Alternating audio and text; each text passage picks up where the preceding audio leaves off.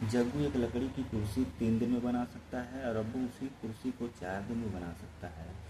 यदि वे एक साथ कार्य करते हैं तो वे इस उसी प्रकार की 14 कुर्सी कितने दिन में बनाएंगे। अब सिंपल सी बात बताइए, एक 3 दिन में एक कुर्सी बनाता है, एक 4 दिन में एक कुर्सी बनाता है। अगर ये दोनों का एलसीएम ले लिया तो ये 12 होगा, 3 चौक को 12, ये 4 हो गया, ऐसा 3 12 ये 3 हो गया। अब एक चीज़ बताइए, मान लें कि एक कुर्सी का पूरी कंस्ट्रक्शन जो है 12 यूनिट है एक कुर्सी का। अब ये दोनों मिलके कितना यूनिट काम करते हैं एक दिन में, ये 7 यूनिट। एक कुर्सी का पूरा कंस्ट्रक्शन 12 है, मतलब पूरा उसका यूनिट जो है 12 है एक कुर्सी के बराबर। तो हमें कितनी कुर्सी बनाना है, ऐसे 14 कुर्सी बनाना है। अब बताइए 7 से अगर 14 को काट दिया 2 बार में कट जाएगा। अब ये बताइए 2 और 12 गुणा करें कितना हो जाएगा, ये 24 दिन होगा। यही हमारा क्या हो जाएगा, आंसर हो जाएगा।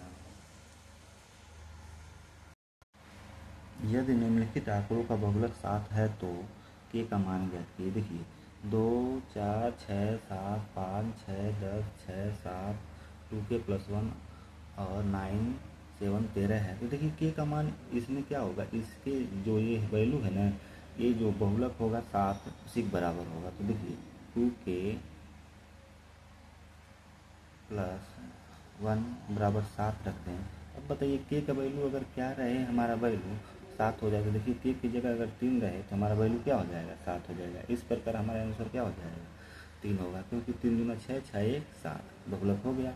अब ये के का वैल्यू क्या था, 3 था, यही आंसर हो गया। संजय अपनी कुल आय में से 20% घर के किराए पर और शेष का 70% घर के खर्चे पर व्यय करता है, तो वह 1800 रुपये बचाता। तो उसकी कुल आय, देखिए 20% को अगर भिन्न में लिखा जाए तो 20% को भिन्न में लिखा जाता है 1/5। अब देखिए 1/5, पहले 5 था, अब 20 खर्च कर दिया तो 1 खर्च कर दिया, ऊपर जो अंश होता है उसी खर्च करना, तो अब बचा कितना, 4। अब देखिए 70% को अगर भिन्न में लिखा जाए तो ये कितना लिखा जाता है, 7/10 लिखा जाता है। पहले धन हमारा 10 था, अब 7 कम हो गया, कितना बचा, 3। अब देखिए पहले धन कितना था, 50, अब 4 3 12, ये 12। अब यही 12 जो दिया है इसी का वैल्यू कितना दिया है, 1800 दिया है। अब बताइए 12 से इसको काटा जाए, 12 का नंबर 12 है, अब 12 25 60, ये यानी 150 हो गया। अब 150 ये वैल्यू हो गया। तो अब बताइए 150 है तो 150 गुना है कि नहीं इसका, ये 1800, तो इसका भी 150 गुना किया जाए तो ये 50 में अगर 150 का गुणा किया जाए तो कितना होगा, ये होगा हमारा 7500। यही हमारा क्या हो जाएगा, आंसर हो जाएगा, क्योंकि इन दोनों का गुणनफल कितना होगा आपका 75 से, यही हमारा आंसर है। एक बेलन का कुल पृष्ठीय क्षेत्रफल ज्ञात कीजिए जिसके आधार की त्रिज्या 7 सेमी और ऊंचाई 12 सेमी है। देखिए बेलन का कुल पृष्ठीय क्षेत्रफल होता है टोटल सरफेस एरिया जो होता है, वो फार्मूला होता है 2πr(h) प्लस 2πr²। देखिए इसमें से हम कॉमन ले सकते हैं 2πr, अब बचेगा क्या, h प्लस r।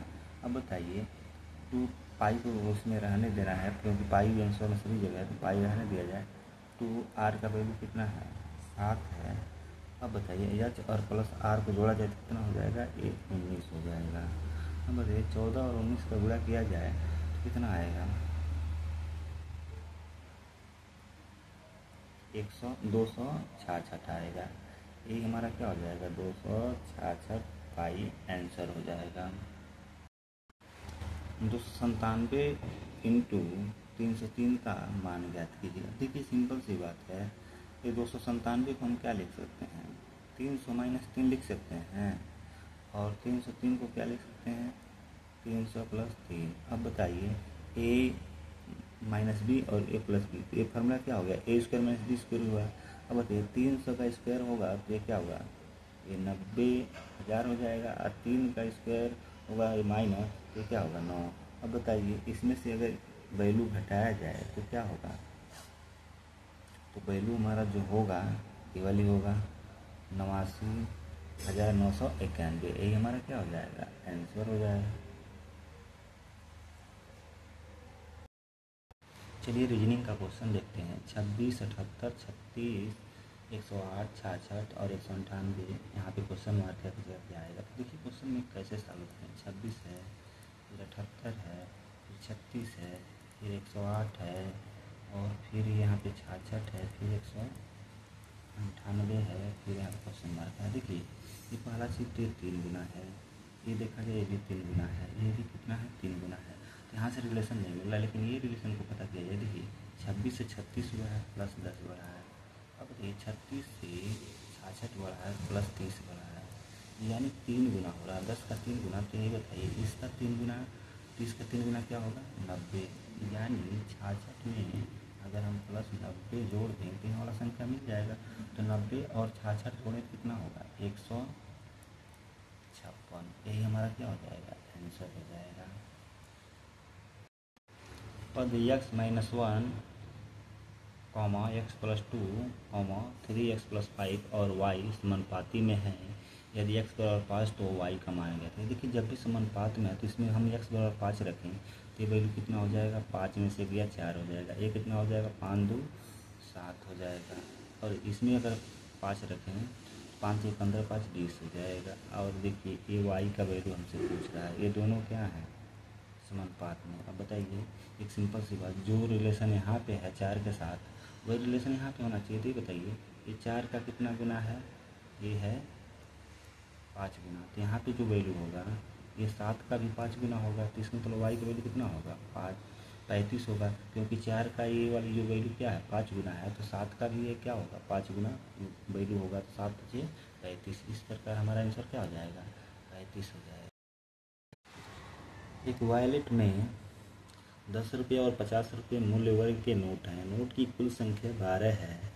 यदि 10 रुपये और 50 के नोटों की संख्या 1:2 में है तो वॉलेट में कुल कितने रुपये हैं। तो देखिए पहले चीज़ तो नोटों की संख्या 12 है और ये 10 और 50 के नोट किस अनुपात में बटे हैं 1 और 2 अनुपात में। तो 1 और 2 टोटल कितने हिस्सा हो गए 3 हिस्से। मतलब अगर इससे 3 से 12 को डिवाइड कर दिया जाए तो एक हिस्से का वैल्यू कितना आ गया 4, यानी एक हिस्सा हमारा नोट क्या है 10 का है, तो 10 रुपये के नोट कितना हो गया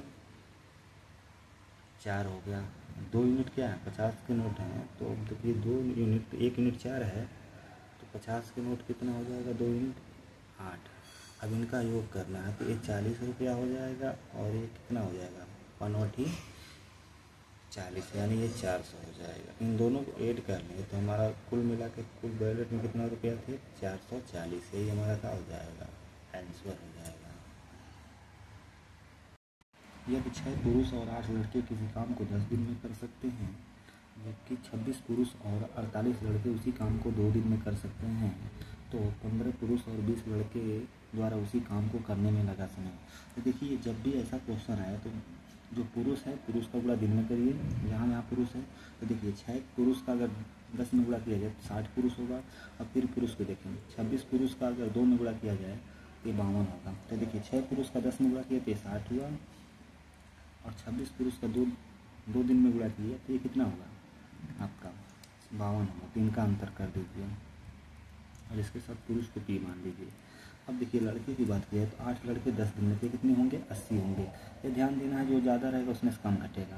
अब देखिए ये क्या होगा 48 दूना 96, लड़के 48 हैं 48 दूना 96, तो 96 हमारा ज़्यादा हुआ, तो 96 ज़्यादा हुआ तो उसमें से हम 80 क्या करेंगे घटा देंगे, क्योंकि यहाँ पे 8 दहा में 80 हो रहा है। अब यहाँ पे ये वाई हो गया। अब यहाँ पे देखा जाए तो ये 8P हो गया और यहाँ पे अंतर कितना हो गया ये 16 वाई हो गया। अब एक बात बताइए कि एक पुरुष 2 बॉय के बराबर हो गया। अब एक पुरुष 2 बॉय के बराबर हो गया। हमें इस क्वेश्चन को क्या करना है सॉल्व करना है। कह रहा है 15 पुरुष और 20 लड़के उसी काम को कितने देंगे। तो काम निकालने के लिए हम क्या करेंगे, ये जो स्टेटमेंट दिया है किसी एक स्टेटमेंट को लेंगे। तो देखिए हमारा 6 पुरुष है तो 6 पुरुष की जगह हम 2 बॉय रख दें, 6 पुरुष की जगह 2 बॉय रख दें तो क्या हो जाएगा 12 बॉय हो जाएगा। और 8 बॉय तो है ही, यानी 8 हो गया, प्लस कर लें। अब देखिए गुणे 10 कर दें, ये हमारा टोटल कार्य हो गया। अब देखिए 15 पुरुष की जगह हम 2 बॉय रखें तो कितना हो जाएगा 30 बॉय हो जाएंगे, और 20 लड़के है ये 20 हो गया 50। अब इन दोनों को हल करें तो कितना हो जाएगा 12 8 30, 20 गुणे 10 बटे क्या हो जाएगा 50। 1 0 से 0 कैंसिल हो गया, 5 से इसको काटें तो कितना आ जाएगा 4 दिन, यही हमारा क्या हो जाएगा, आंसर हो जाएगा।